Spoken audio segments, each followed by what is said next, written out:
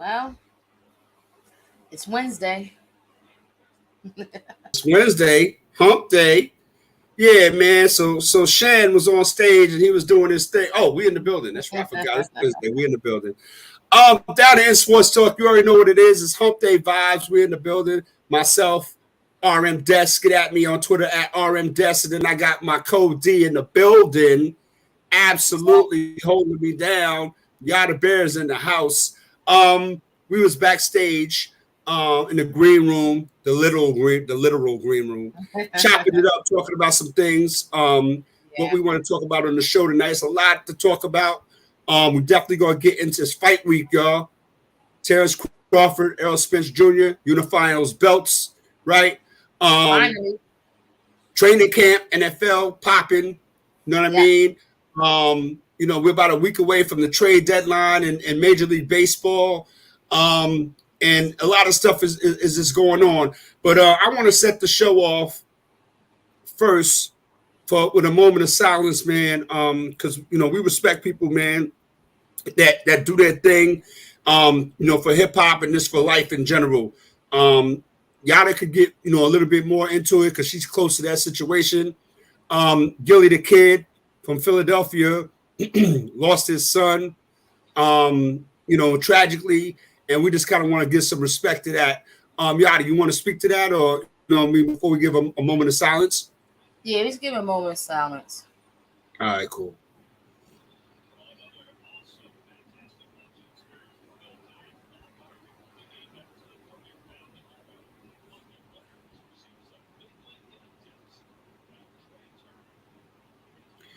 All right, we back in the building, man. All right, myself, left-handed at RM Des on Twitter. Then you got my code D in the house. YADABEAR holding me down. It's sad how people do what they do, and it affects everybody in one way or another, man. And stop the violence, man. We're still talking that 30 years later. Go ahead, Browski. Yeah, that definitely. We definitely want to send condolences to Gilly the Kid. Gilly do a lot of things here in the streets of Philly. He always look out. He always have some type of program going on, giveaways. He go real hard for Philly, and it's sad to see that his son tragedy lost his life in the streets of Philly. We want to say rest in peace to YNG Cheese. Salute, Wallow and Gilly definitely, and shame on the people that's using this tragedy to get clicks and likes and shares, without having all the facts. It's just crazy.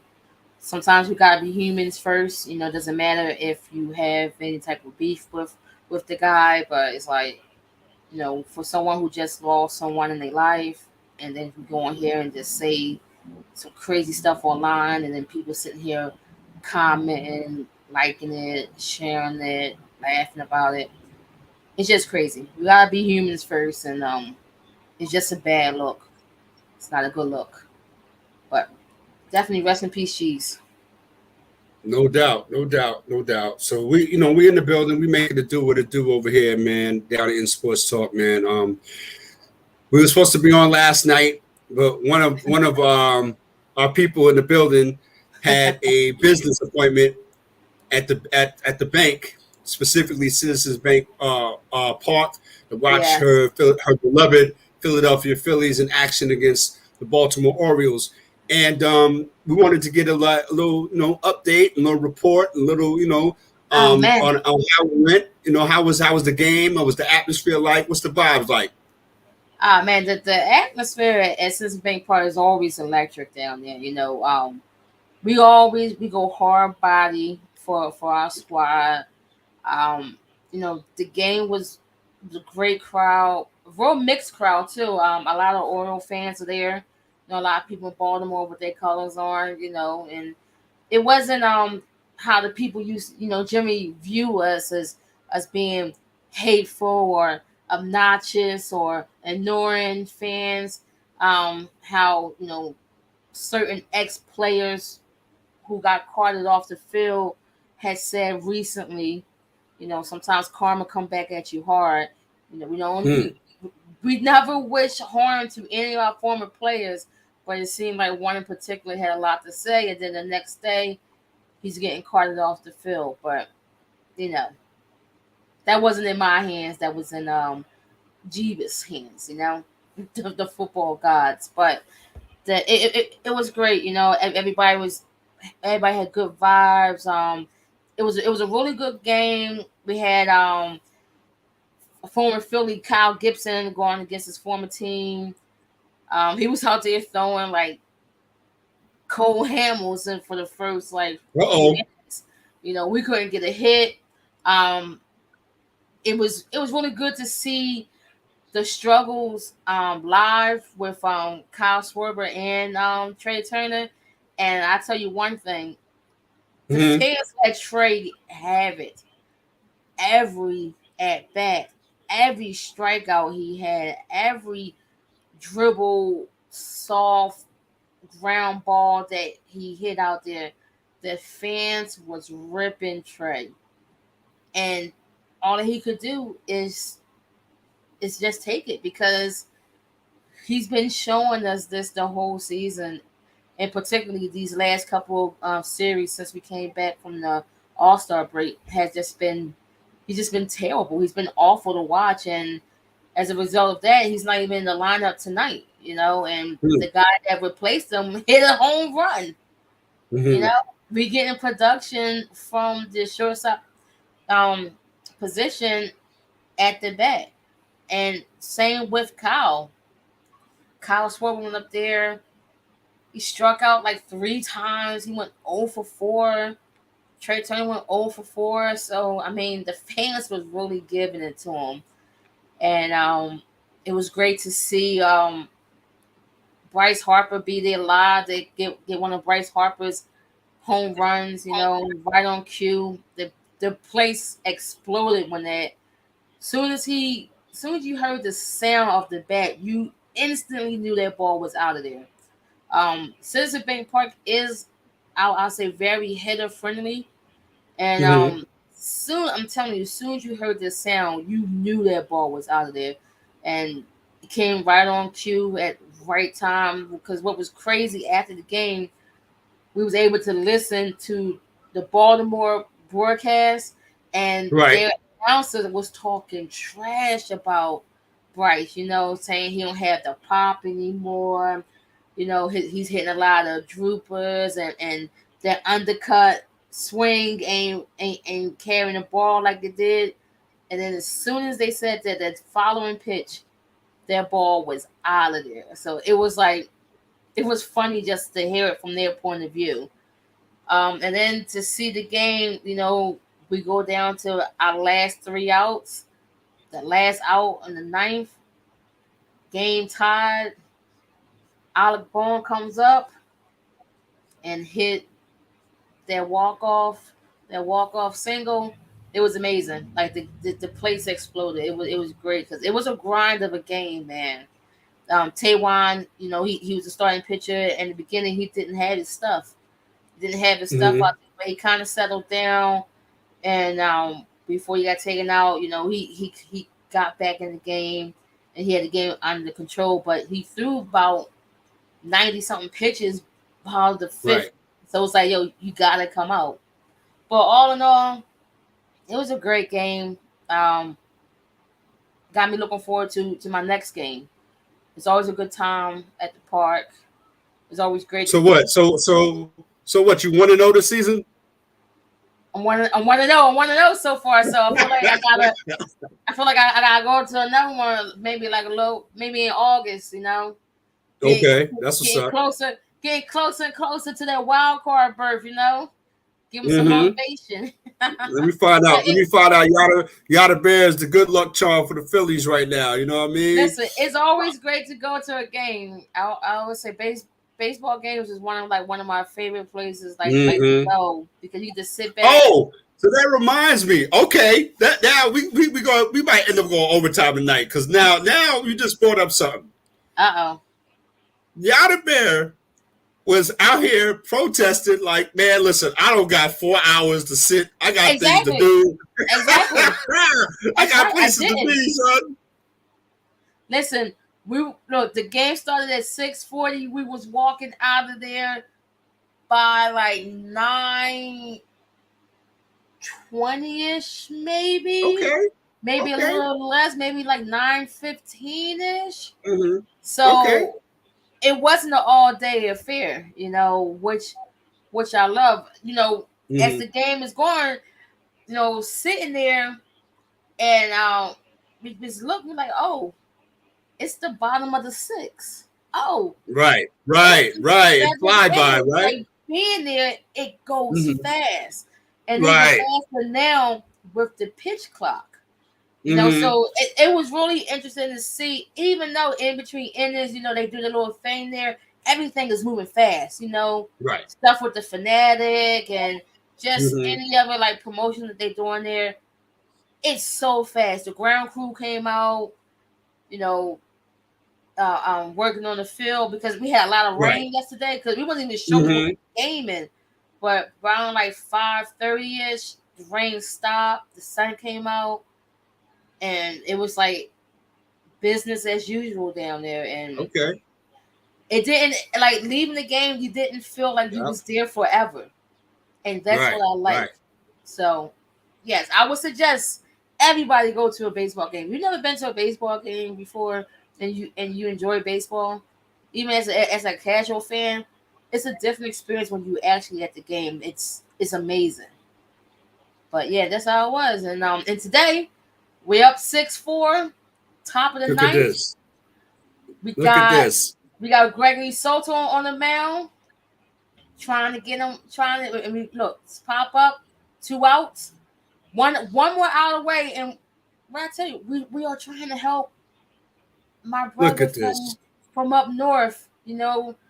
Trying to help the Yankees out. We took care of the Rays. Now we're coming in and we're taking care of Baltimore. You see Who's how the she's top? talking slick, right? Who's About my who's in Yankees. top of the AL East? Look at When this. Tampa was Yeah. on top, we took them Right. down. Right. Now They now was Baltimore's on 13 and top, and we 0. taking Right. them That's down. right. So Right. They we was trying to 13. It was 13 and 0 yeah once upon a time. yeah That's we right. are helping. We are helping y'all. Right. Y'all are I happy. mean, You gotta help we can't help yourself. we can't help ourselves. I mean, last time I looked, it was what the Yankees were winning 2-1 over the Mets. And we trying to do what we do. But again, YADABEAR, she's 1-0 on the season, at Citizens Bank Park. And look at this big grin on her face. Look at this. This is wilding right now. That's what's up. But we in the building, man. Down in Sports Talk, man.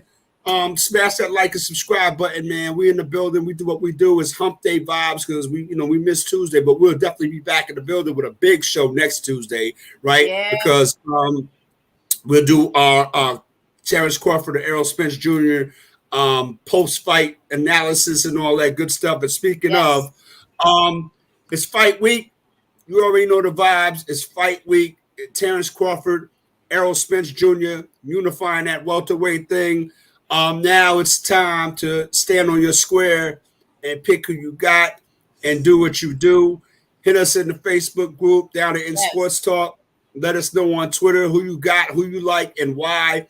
And remember, if you hit us on Down and In Sports Talk in the Facebook group, we are going to keep those picks and remind you. Oh, we would And definitely remind you. And on Twitter, if you follow me on Twitter at RM Dash, you follow YADABEAR in the building at YADABEAR.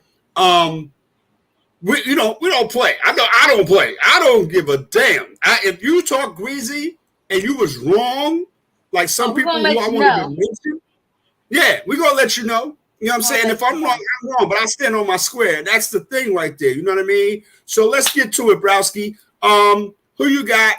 Why? And what do you think the atmosphere is going to be leading up to this fight? And we're going to get into the Stephen Fulton and Inoue fight after our previews. Who you got?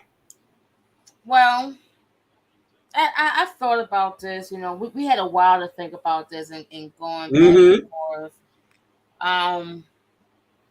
I mean, it's straight down the middle. But if I have to choose one, and it seems like I have to, I Yep, you will. do. I'm gonna go. I'm gonna go with Terrence. I'm gonna go with Terrence Crawford. Um, I feel like Terrence really been waiting for this fight. I think he knows that this fight right here, it would define both of their careers, but I think even more for him because he'll be taking all of Earl's belts. Terrence has got one of them. He's got the one Mm-hmm. belt. Mm-hmm. Mm-hmm. So if he can take all of them and he does it in a dominating fashion, oh, it's gonna be a lot of conversations about Earl Spence. People. Well, like we were talking, behind the scenes, everybody wants to throw greatest of all time comments on people, trying to label people that give them the crown, and a lot of people think that Spence could is potentially the greatest of all time in that division, between those two. And I feel like he hasn't shown me enough to for someone to be granted that that label of greatest of all time. Um, I just believe that Bud is gonna pull it out. I think it's gonna be late. I think it's Okay. gonna be I think the first couple rounds. I think about like the fifth or sixth round, they're gonna be filling each other out, and I think by the time we get to like the seventh, eighth round, then we really gonna start seeing the punches, start seeing more combination, and just see who's the best out of those two. I think the atmosphere going to be crazy. Everybody who's anybody who knows somebody is going to be there. It's we probably going to see a bunch of fighters out there. You already know we want to see the Charlos out there. You Right. already know. Even though one should be preparing for Canelo, but they're gonna be out there talking Yeah, their stuff. that'll be his day. That'll be his day off Yeah, from training. that's his day off right there. But I think it's gonna be electric. I wish the undercard was better. That's You you can't have know, it all, right? Right. yeah, you can't have it all. I wish it was a little bit better. You know, Mm-hmm. I feel like with this being the headline fight, you could have had another title fight on here on the undercard. Because I feel like back in the day when you had like a big fight, like big fight days, you had at least two title matches, right? You had at least That two. makes the whole that kind of puts the whole card together and sums it up to Yeah, be like, yeah, I got to get there early. Right. Right. Right. yeah. Right. Like Right. like the first fight might be maybe a little up and comer or somewhat lower on the rank. Mm-hmm. And then the second Mm-hmm. fight, it's like maybe got a little bit of story to it. Maybe the second fight is whoever like next in line or could pick or could potentially be next in line. And then and Mm-hmm. then, and then you got another title fight that's not as big but big enough to Right. get you Right. there. And then the title fight. So I just thought it would have been a little bit more on the undercard, but nobody want to fight anybody anymore. So I'm happy what I get. I'm glad I'm getting Terrence and Earl before they are all past their prime. But I'm going with Crawford. I'm going to go split decision. Okay. Yeah. Okay. Okay. What about you? Um. Listen, I'm an older head. I'm from the Leonard Duran era when you had people, and that's when I was a kid, right? People were invested in these fights. I mean, you fist fights in the street. Uncles and going against uncles, and everybody's taking a side. Um, this fight right here is the same thing, but it's on a different level. It's the new generation now. When they first announced this fight, I had to kind of like Yada even kind of like talk me off the ledge because I'm like, this fight is all that. But yeah, Browski's like, no, this fight is a career defining, it's a legacy making fight. These guys are both undefeated. They're coming in at the top of their game, doing what they do. That's dope. Absolutely right. Mm-hmm. For me, in this particular instance, if Errol Spence Jr., and I'm gonna say, and you know what I'm getting ready to say, Yada. If Errol Spence Jr. never got into that car accident, I don't know who I would pick for this fight. Because Errol Spence Jr., he walked through Mikey Garcia, right? And then, he was on top of his game, on top of the world, blah, blah, blah, woo-de-woo. Then, happened, whatever happened with him. And he had a fight with Sean Porter. I was thinking going into that fight with Sean Porter that he was going to walk the dog on Sean Porter. It didn't happen. Sean Porter stood his ground. Nobody wants to see that dude. Nobody wants to see Sean Porter fight anybody else. Well, when Terence Crawford fought Sean Porter, Terence Crawford did what he had to do and took care of his business. All right. Yeah. That's neither here nor there. But now you got these two guys at the top of their game. Everybody respects them. They're both undefeated. They're unifying the belts. They're both talking wild junk, but they're not over the top with it, a la a Tank and the Garcias and those type of dudes, right? They're real gentleman-like with it. They came into the press fight conferences like, yeah, man, they said respect them and this and that. They even tried to get a little spicy with it. But even that was on some Compton. Yeah, we're gonna do a fish fry and we're gonna smoke some bud. Yeah, I'm like, come on. Yeah. I mean, I'm like, come on, son. You know what I mean? It's like two like office guys like jawing at each other like. Right. Then they go in the bathroom, they go slug it out and work out their differences. You know what I mean? But I think that watching, Terence Crawford, from his come up, when people were sleeping on him, and I'm gonna do it again, Browski. I'm gonna bring up the Yorkis Gamboa fight. Nobody knew who Terence Crawford was. Yeah. Yorkis Gamboa came in the ring. He had 50 Cent and all these people. HBO was rocking. He had the squad. And Terence Crawford, and I'm gonna use that old school line. Terence Crawford walked the dog on Gamboa. And ever since then, he gets his little, he does his thing. He has his fights or whatever. And I think that his resume that he's built up has put him in a position to do what he needs to do in this fight right here. Is this a career-defining fight? Yes, it is. Is it a legacy maker? Absolutely. Yeah. Yes. Right? Yeah. So look at Terence Crawford. He's a very likable kid. You know what I mean? Yes. He doesn't really talk a lot. And, I think, he, brings the flavor to the fight. Errol Spence brings flavor too. But again, like I said, if I got to nitpick it, I'm definitely nitpicking here. I think that, again, I would have a whole total different perspective and outlook on this fight if Errol Spence didn't have that situation happen to him. So with all that being said, I think, this fight right here, the weigh-in should be great on Friday. Yeah. I'm looking forward to that. All the business gets taken care of. All the bets have been made. Everybody said what they had to say. Everybody put their opinion in the air. Everybody says what they got to say until that bell rings around, I guess, midnight or 1 o'clock in the morning or whenever they decide to get this thing popping, right? Who knows? You know what I mean? It's still going to be up in the air.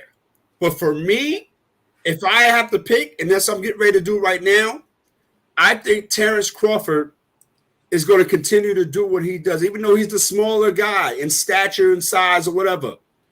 Terence Crawford is gonna, I think, start off slow. Somebody might get dropped early. Somebody might walk into one early. Remember, I said that. Somebody might walk into one early. But I think, as we, like Browski said earlier, once we get into like the 6th and 7th and 8th round, where it starts to be money time. Yeah. Okay, somebody might be behind a little bit on points. Somebody might, have to, worry about, who got knocked out. It could be Crawford or Spence. Somebody's going to get dropped early. But as we get into that 7th or 8th round, I think that once, it starts to look a little bit as the distance. And when I say distance, the point thing starts to come into play. Once we get into, if Terence Crawford is up, I think Terence Crawford is going to try to finish Errol Spence. If Errol Spence is up, which I don't think is going to happen, but who knows? But I'll get to the end of my soliloquy here, and I think that by the 10th round, Terence Crawford is going to drop Errol Spence, and the fight is going to be stopped. 10th round, Terence Crawford, TKO. Wow. Oh, that's me right there. Terence Crawford, TKO. Absolutely. Okay. Absolutely. I got a wow for Browski. You know what I mean? Yeah, yo. Right. I think, right. 10th round, TKO. 10th round, Terence Crawford. 10th round, TKO, Terence Crawford. What happens after this fight is over? Crawford win or lose? Do you think it'll be an instant rematch? Do you think that? Absolutely.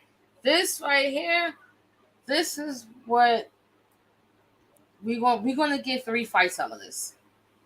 I think this is going. I feel like this fight, the way it's being built up, the way we had envisioned this fight in our minds over and over again, right? Because they, didn't make the decision to fight. Like, this is about 2 years in the making that we've been really, really thinking, like, Dad, what if Terence and Errol fight? They 2 of them still at top of the game. It's like, man, we had these conversations. We had the what if these 2 fight, who would win, who will win, who will knock someone out, or they will go all 12 rounds, or they'll be split. So this right here, this could be our, Roberto Duran, trilogies, or our, Roy Jones Jr. trilogies. We didn't we really didn't have that. I mean, Triple G and Canelo, they fought 3 times, but really, it was, I feel like they was forced to be fought that many times because of how the outcome of the first fight was. What about if you could compare it? Do you think is it going to be a war like Arturo Gatti, rest in peace, and Mickey Ward? They fought 3 times.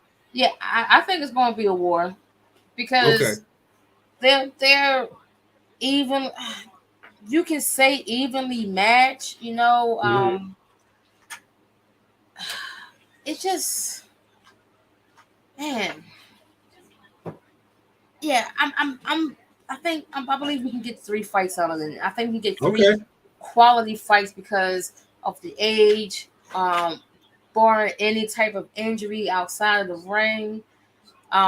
They still will generate the money because we would still want to watch it, especially if the fans are called right. The fans are called for it. Like, for instance, if this fight goes 12 rounds and we get a split decision, it's going to be the conversation of, well, look at that. You're really going to have uncles fighting in the street. It's scoring, the fight versus how that judge is going to fight. Oh, how was it? What, how was it with the first Canelo Triple G fight? It was like, how does one? Right, that's right. They still talking about that. That's right. Like 140, like 112 to 150. Like it's just crazy like that. So if this fight is a classic like that, I can definitely see 3 fights out of it, and that's what I'm hoping. I'm hoping the first one will be a split decision. I hope Crawford takes it, and then we can get ready for Crawford Spencer too. And then after that, 3. I I think this is what we thought we was going to get from Mayweather Pacquiao. We thought we would get more than Right. one fight at the end of their Mhm. career. You know, we thought that Mhm. we'll get one. Deontay Wilder and Anthony And Joshua, Anthony Johnson, we thought that we were that which would have never been, happened. Right. That's yeah, right. like we thought that was going to be like the next heavyweight rivalry. You know, we had Tyson Right. Holyfield. You know, Right. we had Holyfield Foreman. You know, we had Leon Lennox. Like we Right. didn't get that with this generation of Hmm. heavyweight. Hmm. That's right. That's right. So now that we have Crawford and Spence, maybe they can catch some of that fire, some of that Hmm. energy that's out there that we are throwing out there towards Right. these guys, saying this is what we want. We want trilogies. We want classics. So this has the potential of fulfilling all of our dreams. You know, all of our boxers' dreams that we want a classic. We haven't had a classic in so long. Like, can we get that classic 3 fight? Let's go. That's right. Down in sports talk, y'all. You already know the vibe. So we got Crawford and Spence Jr. They fight this Saturday night, July 29th. Happy birthday to my sister Tiffany. A lot going down on July 29th. Yeah, it is. Yada Bear says Crawford by split decision. I'm jumping out the window and said Crawford 10th round TKO. Yada Bear was like, wow, you know what I Wow. mean? So there it is. It's official tissue. We're gonna post that up on Twitter as soon as the show is over. You already know the vibes. Tuesday from Tokyo, Japan, it was a fight between Stephen Fulton and Inoue, if I hope I said his name right. I think that picking that fight, I had Inoue, but I wanted it to be a little bit closer, more of a challenge for him. But Inoue, got Stephen Fulton out of here, TKO in the 8th round. All due respect to Stephen Fulton for going overseas and defending his belts and putting his mouth where his money is and his money where his mouth is and going over there and making it happen. That's a lot more than we can say for a bunch of these fighters. And that's why I respect Stephen Fulton.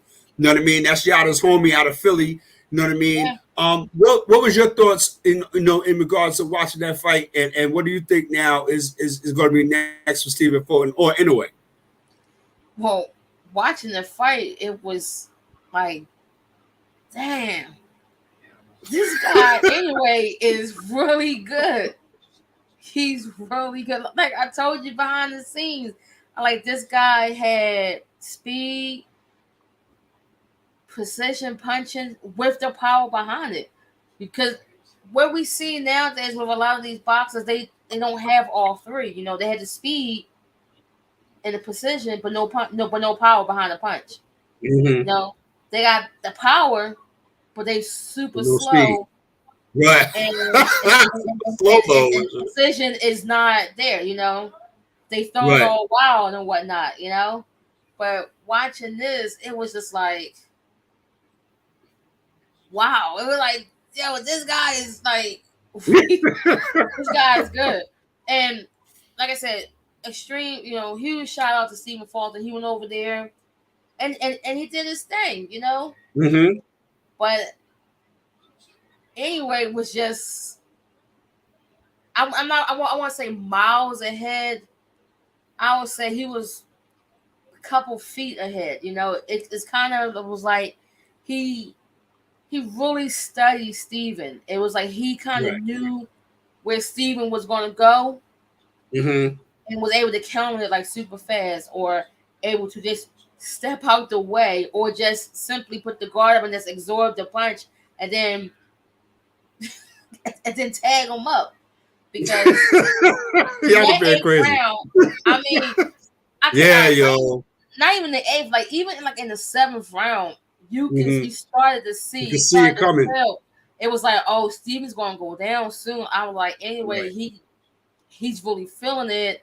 And he wasn't letting his foot off the gas. Like he was really coming at him, and he was landing a lot of the punches that he was throwing. He was landing a lot. Mm-hmm. And that 8th round came, and we already said we saw that side eye. Mm-hmm. Yeah.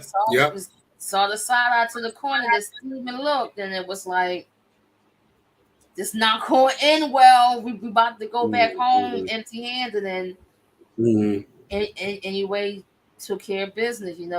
Steven got up. He got he got knocked in. He got back up, but he wasn't really up. He was up with his feet, right. He wasn't really Especially was like 2 minutes left in the round. Like, oh man. Yeah. He got up. Anyway, came back, got him in that corner. Soon you get in the corner, it was a wrap right there. Like, it was a wrap. It was like, all right, come on, ref. That's it's time for you to come in and just stop. It's done. So, can I see them fighting again? I don't think not right away. I think Steven needs a little bit more studying. I think he needs to get back in the gym. I take nothing away from him. Stephen Fulton, his resume, wasn't no slouch. He came in champion also. So right. I can see him fighting again. Hopefully it would be somewhere neutral. Maybe it's time for anyone to come to the States. Or somewhere neutral, because going over to Japan, that's a long flight. That's hard, and it's a hard place to fight at.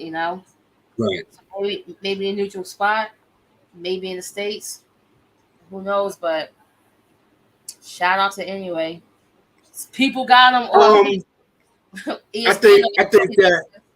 I think that when it came to that fight, I think Stephen Fulton did everything he needed to do. Was he outclassed? I'm not going to say that's not the word I'm going to use. No. I'm not going to use outclassed. I just think that again, he was outboxed. I think that when you talk about how far, I'm gonna say I'm stupid. I'm gonna say it was about 6 football fields. Oh, I'm sorry, Carly Russell. I'm sorry, Carly Russell. It was about 6. It was about 6 football fields, yo. I'm stupid. But yo, I just think again at the end of the day, Stephen Fulton maybe learned the lesson. You know what I mean? Again, he went over there and he went over there to do what he needed to do. And again, he was the bigger man, I think, for going overseas and trying to, make a statement. Yeah, but I think that when Inoue dropped him and he was on his back underneath the bottom rope. Yeah, yo, I was like, oh man, It wasn't a good look for Philly. It wasn't a good look for Philly. He got up like a champion though. He got up like a champion, and he gave the side eye to the corner like, yo, man, one of y'all can't come in here and help me. You know what I mean? But again, he got beat by a better fighter. Now, am I gonna say Inoue is this greatest of all time? And no. Is he the new Pacquiao? I wouldn't say that either. But at the end of the day, if Inoue wants to impress me, he's gonna have to get into a firefight with a tank. But that's neither here nor there because the weight difference is too much and it fluctuates. Yeah. Now, at the end of the day, I gave Fulton a puncher's chance simply because of how I saw Inoue against Nonito Donaire. Yeah. And Nonito Donaire is an older fighter. He was kind of giving, he was holding his own until he got knocked out. So he know what I mean? He got caught. Yeah, it just is what it is. Shout out to Stephen Fulton, man. Shout out to Philly. Yeah. Absolutely. You know what I mean? But all these, other Twitter, prognosticators and all that. All y'all get the gas face. Yeah, they are. You get the gas face, yo, because you don't know what the hell you're talking about, and I'll leave that at that. All time. It's football season. Camps are open. Things of that nature. Look at this. Here we go. Browski's in the building. We were talking behind the scenes in regards to the running back position. And, Yada feels one way about it. I feel like maybe a different way. I think that the running back position, for what they bring to the table, they're kind of like, the stepchild, and I use that again. I'll say that again, the stepchild, because for everything that they bring, they're not getting paid their worth. When you have punters and kickers making more than a running back, you don't know. Half of these guys don't know who the kicker is on their team, but they know who the running back is. So I think that, a couple of running backs, Saquon Barkley, and I know YADABEAR is going to say something about that. Saquon Barkley, Christian McCaffrey, a couple of other guys were on a call in regards of what should they do as a collective. And we knowing that the running back position isn't a position that you could play when you're 35 years old. They're not even going to value you. Once you turn 30, your value starts to diminish. So what do you think, Yada? And I know where she's going. I know where she's going to lead off with, and she's absolutely right. What do you think in regards to running backs? How do they fix this? Because remember, and again, I'm in the running backs corner. Remember a couple of years back. Remember when tight ends were catching 100 catches a season, and they wanted to get paid like wide receivers? You know what I mean? So again, if you have a tight end that can catch the ball, a tight end that's great at pass blocking and things of that nature, what are we doing with the running backs who, besides running the football for 1,200 yards, they catch 60 passes out of the backfield. They run block. What do we do to kind of like justify them? We don't need them to make $30 million a year. We don't need that. But we do need them to be in camp from day one and not have any, beef with the front office about how much they're getting paid, whether they're going to accept the franchise tag or whether they're going to, just jump out the window. I don't know where y'all is going. That's why I'm saying this, where, they could just say, okay, I'm going to put my head down and I'm going to take this 1-year deal and try to bet on myself. What's your thoughts on that, Browski? Well, my thoughts is you got to flip it towards the running back now, because nowadays is different. You can make money in college with NIL deals. So there's no reason for you to leave college early. If you're a sophomore and you play running back, that's your position. Why are you leaving when you can make $1 million, $2 million, 2.4, 2.5, $3 million in NIL deals before you get to the league? That's free money for you right there. That's right. You're right. So you can make a nice portion of money in college before you go to the pros. And then when we look at the running back position itself, football has evolved. There's no more of a quarterback handing the ball off to a running back 30 times in the game. That's not our first play coming in straight out the locker room anymore. Generally, the first play of the game was always a handoff to the running back. Most likely it was up the middle. Come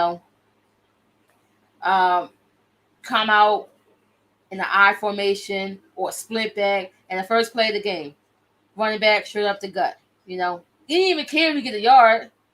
But everybody knew that was the first play of the game. Well, nowadays, the first play of the game could be a 60-yard bomb to your speedy wide receiver down the sideline, or it could be a play action pass play that goes about 40 yards to your tight end running a crossing route. The game has changed. It's all about scoring. It's all about scoring. Your number one guy is your quarterback. It's a quarterback and wide receiver driven league now. That's why everyone wants to have top corners, top safeties. You want to have a great front line on the defensive end, not to tackle the running back. It's to get to the quarterback.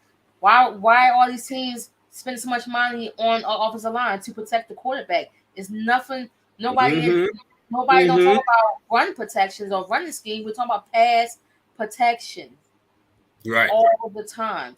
So now Right. when we look at what's going on with the running back, why they're not making money like that? Well, one, running backs have a very short lifespan in the NFL. By the time you hit about 26, 27, you at your peak already. You on the decline. And you're thinking, how am I declining? I'm 27 years old. Right. I just came off a 1,300-yard season. That right. You at your right. peak. We're saying right. you're 27 on the decline in your career. Because of the position as I said, in previous shows, there was only really one running back that I know of that got better with age, that was still productive in his older years, and that was Frank Gore. He was the only running back that was productive, who had positive yardage and very late in his career. So when we look at, for example, I'm not even going to go with the Saquon route. Look at Ezekiel Elliott. The Cowboys gave him all of that money a couple of years ago, and he's not even on the team. He's not on any team anymore. Right. No, right. And I think that's an example. Right. That's an example. Absolutely. Yeah, he's past his prime already. And he's about what, 27, maybe 28. He's past his prime. He's been injured. When he's on the field, that he doesn't equal wins. That's the point of these owners right now. When this guy is on the field, he don't equal wins. It doesn't matter. We can win with him or win without him. And with Zeke, he had won without him more, because they have another guy in Tony Pollard, who they got later in the draft, who does just almost the same thing but a little bit better than Zeke, who was drafted in the first round. So if you're telling me I can get a running back in the 4th, 5th round that when he's on the field he's going to do the same thing as this first round pick I got, make you forget about the first round pick you got. Make you forget about the first round pick. I'm gonna go with him because I don't gotta pay him millions of dollars. Right. I can pay him a couple $1,000s, maybe a couple $100,000. You know, that's cheap than this first round contract that I gotta pay this guy. Right, you got sign him in the first round. You're drafting the first round. Now he holding out in training camp and all. Yeah. Absolutely. Exactly. You want to deal with that? And then the next example comes from a coach that a lot of people say one of the greatest coaches out there, and Bill Belichick, who has won 6 Super Bowls without a top tier running back. Right. Name three running backs that helped Bill Belichick get the Super Bowl. You can't. Name. You think James White? Listen. Name one running back that rushes over 1,000 yards on the Patriots team during any of their Super Bowl runs, and I will sit here and hold my breath and pass out because you would never name one. Okay? You would never name one. He had 3 running backs on the team. One to do a certain job. You had James White. James White only came in 3rd downs to catch the ball from the backfield. They had LeGarrette Blount, who was the strong back, short yardage. Right. Okay. They had white running backs. Rex Burkhead, whatever his name is. They had white Rex running Burkhead. backs. Yeah, that's right. Rex Burkhead. That's right. That's right. Burkhead. That's right. Like Bill Belichick clearly said it to everybody without saying it, that this position don't matter. And then you look at the AFC West and you got another guy out there, in Kansas City that said, I can make a 6th round running back look like my 1st round running back. And he made you forget about him. You have Pacheco out there in the Super Bowl, but a year ago, you drafted Clyde Edwards-Helaire in the first round. That's right. And he ain't getting no burn in the Super Bowl. Okay. And Pacheco got a Super Bowl ring. And Pacheco got a ring. Pacheco got Clyde a ring, okay? Because Pacheco was the one out there on the field. And Pacheco was a 6th-round pick. So when you think about it, I mean, the league itself and the evolution of football devalue the running back position. And And I like your point when you said that some punters make more than some running backs. But guess what? Punting is an important part of the game. Field position. A punter has won more games than running backs by pinning the team in the 5. You're right. Okay. Because again, because football is a field position game. Absolutely, it's territory. Absolutely. Absolutely. So if you really think about it, if you're telling me that I'm up by 3, there's a minute and something left, and my punter comes out here and he pins you guys on the goal line, you gotta go 99 yards. You gotta go at least 65 to 70 yards just to tie the game, to get your kicker in kicking distance. Yeah, I'm gonna pay that punter. You're gonna pay for that. This running back that fumbles the ball, oh man, yeah, let's go. Right. Yeah, he got drafted in the 1st round, but my 6th-round running back comes out here, runs harder, can catch the ball out the backfield, and block better.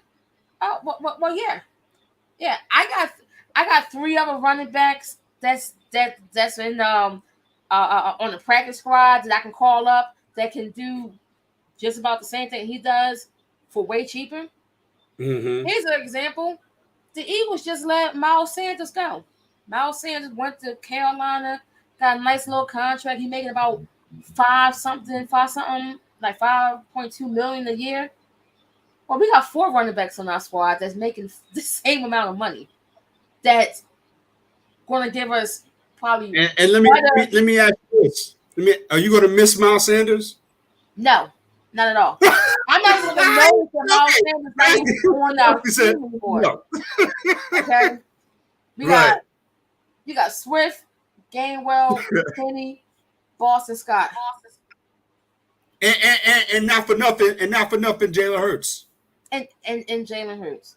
So do you think that I'm gonna cry that Miles is gone? But I got 4 other guys that can do exactly the same thing or better than him.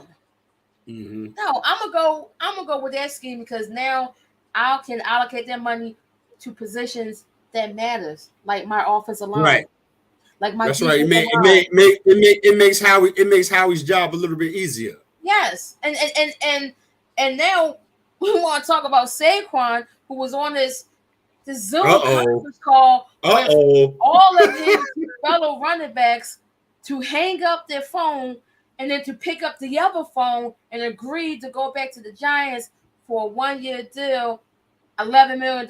So the franchise tag was for $10.1 million. Then you turn around, he said, you caused this fuss. Oh, they devaluing us.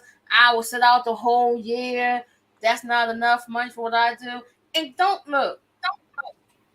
get me wrong. Saquon is the only reason why the Giants had any chance at all last season. Okay, I'm not capable for the Giants. I'm not capable for Saquon. But what I'm saying is for him to cause this whole uproar about, money and being paid, and then you turn around and you sign with the team for what, $1 million, 1.9 million more. So 1.9 million more was your cutoff right there. 11 million was the cutoff. That made you feel a lot better, more secure.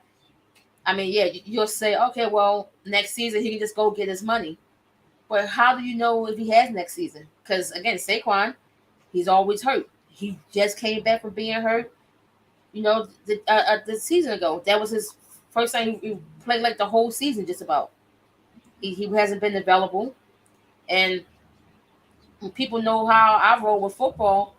The best ability to me is availability, and Saquon hasn't really been available that much. And when I look at him signing that, and I got to think about all his other guys who was on that call, Josh Jacobs, Christian Austin Eckler, Henry. Oh, Austin Eckler. Oh, it's probably flipping out because as soon as that call was over, the next day you signed the contract. Next day, that's right. You signed the contract. So how does that look? You fighting for running backs' rights and more money, and then $11 million for 1 year. You said, "I'm cool. I'm good. I'm not." I guarantee he won't even talk about it anymore. They not if they. I feel like if they bring up how he feel about running backs still not getting money, if he feel like he's value, he probably have some pre-written statement that the league gave him, that someone up in the front office gave him, or something that Dave gave him on the sideline to say.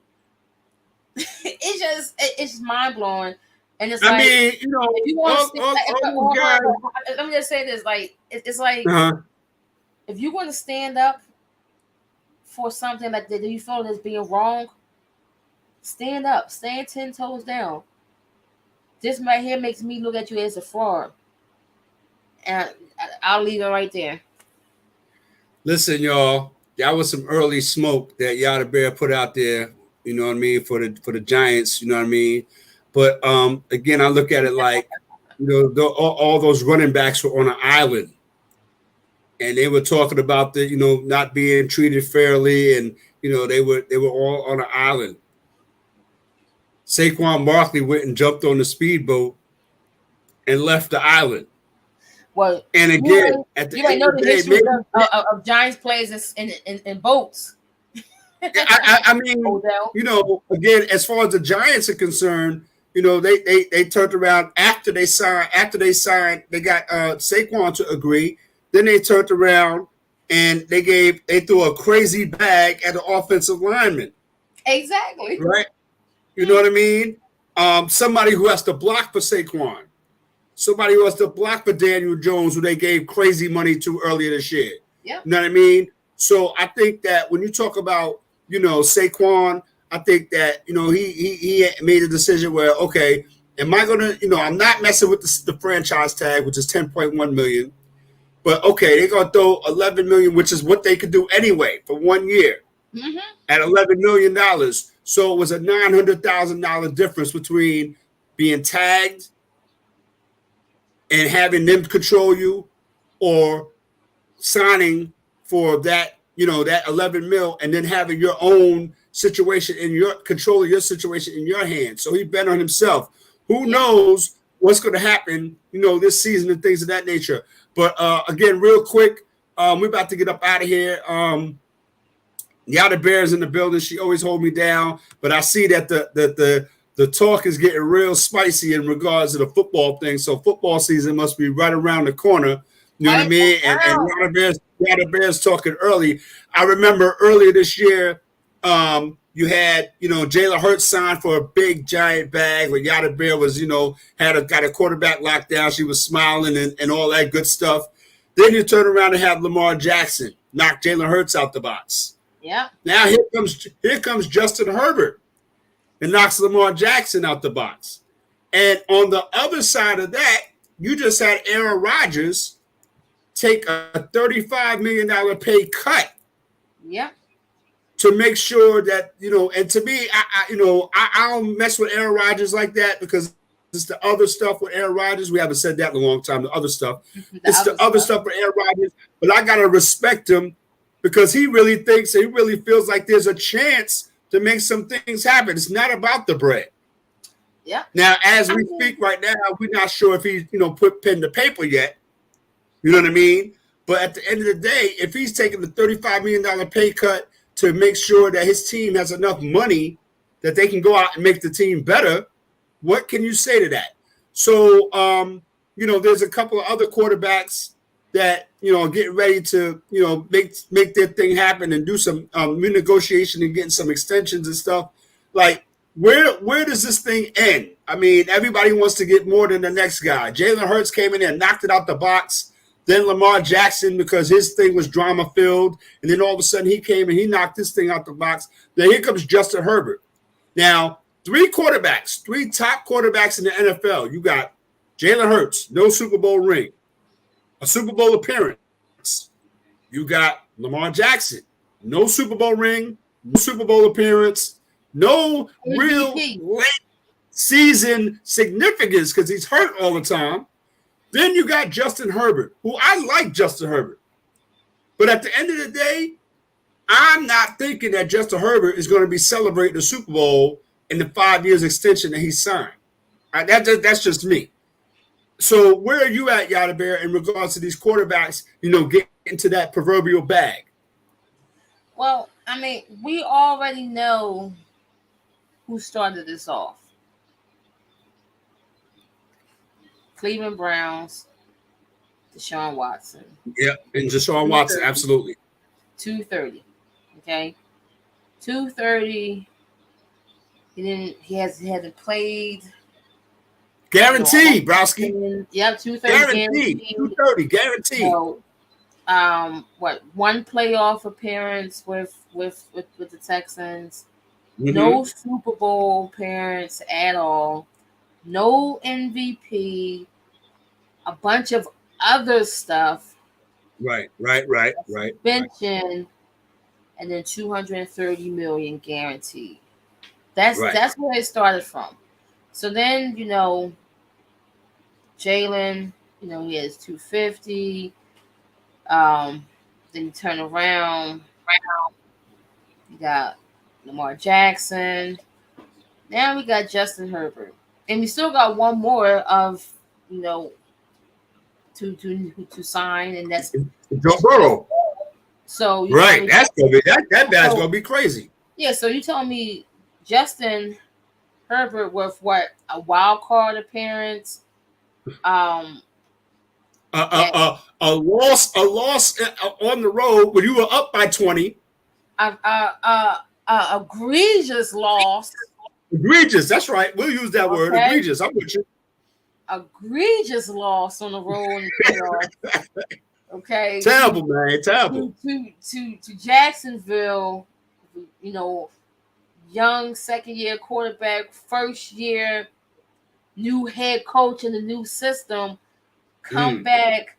This man threw 4 picks in the first half. You guys are up ridiculously. And then the second half, the offense did nothing. Offense couldn't do anything. And you get this guy $263 million. So if he's getting that, what is Joe going to get with a Super Bowl appearance? What is he going to get? 300? 270? It seems like they just go up a little bit at a time. It's like, got 250, 251. Then we had 260, like 263.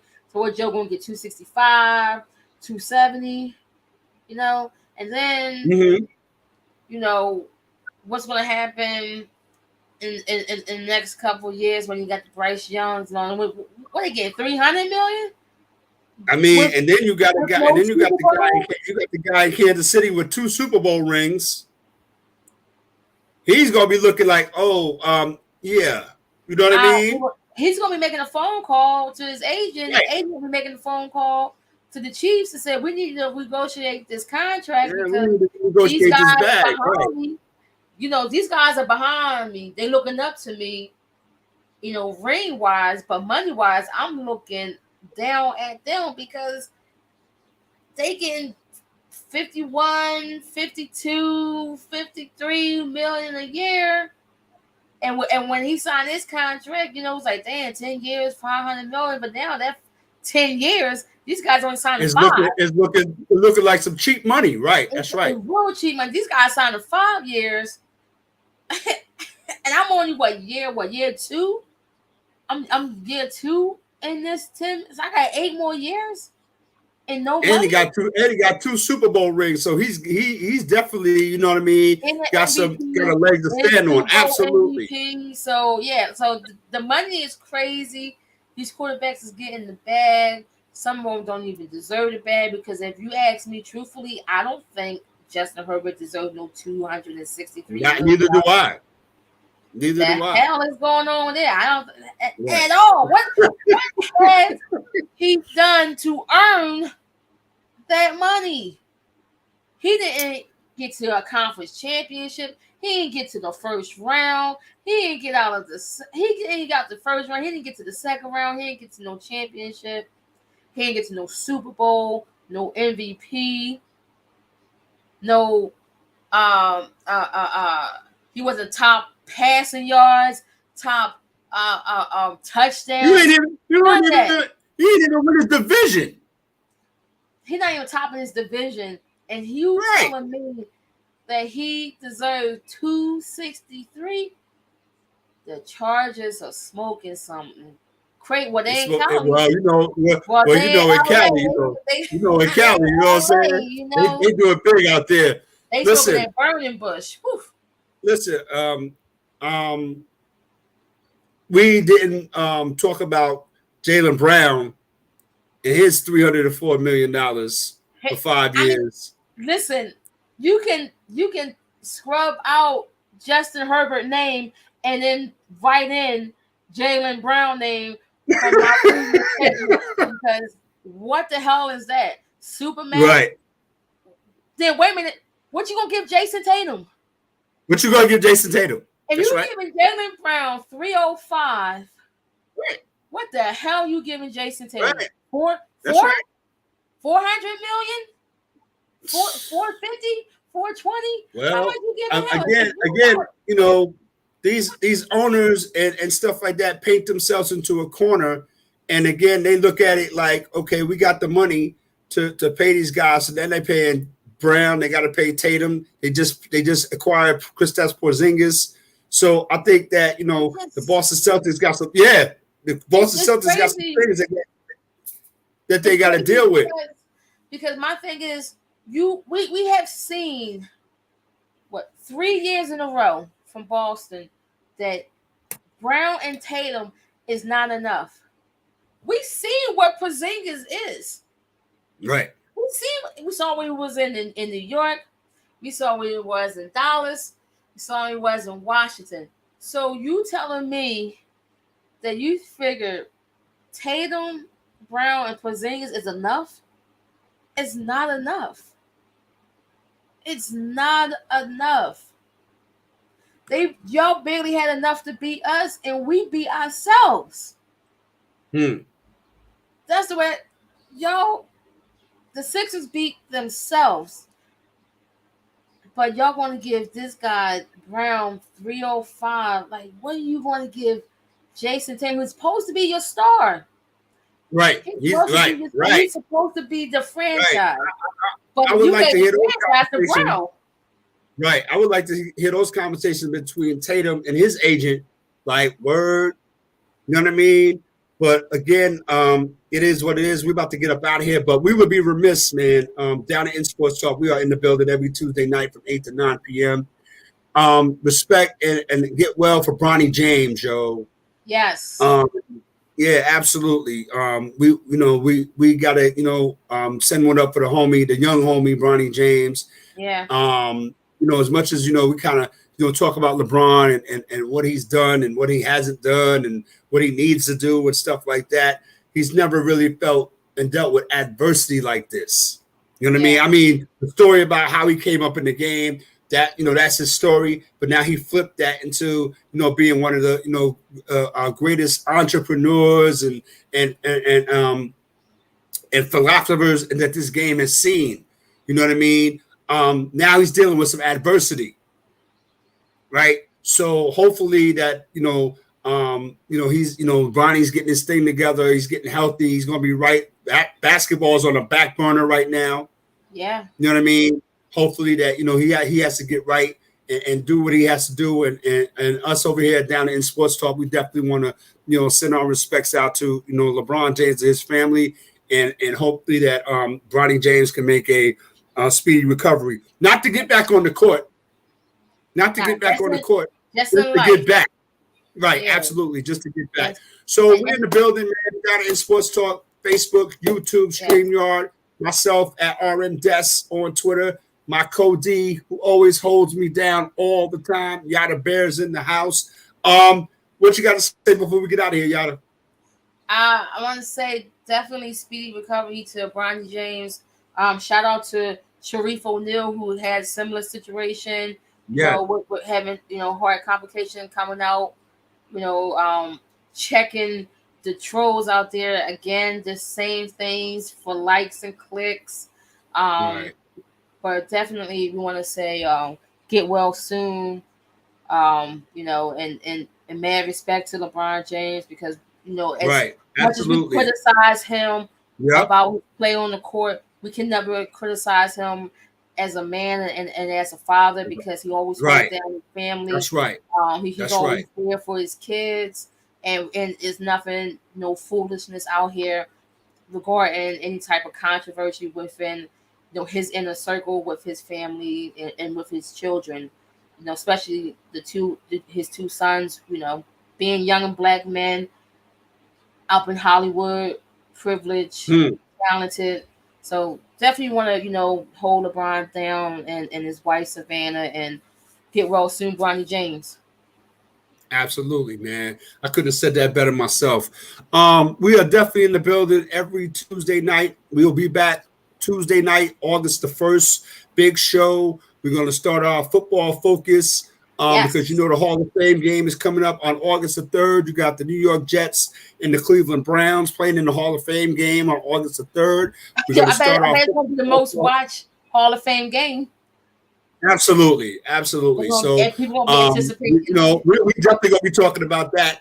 We're going to have our CRAWFORD and SPENCE post-fight analysis.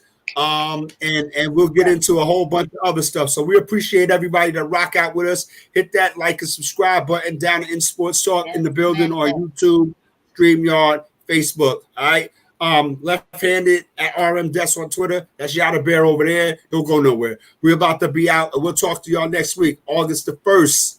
We'll be in the building. Football. We're going to talk some football, y'all. All right? Yeah. We out. Peace. So, yeah, man, Busy B was on the stage, man. He was talking really slick, man, at Radio City Music Hall and all that, man. But, we got to give it to him and get the homie, his props and all that stuff. Shout out to MC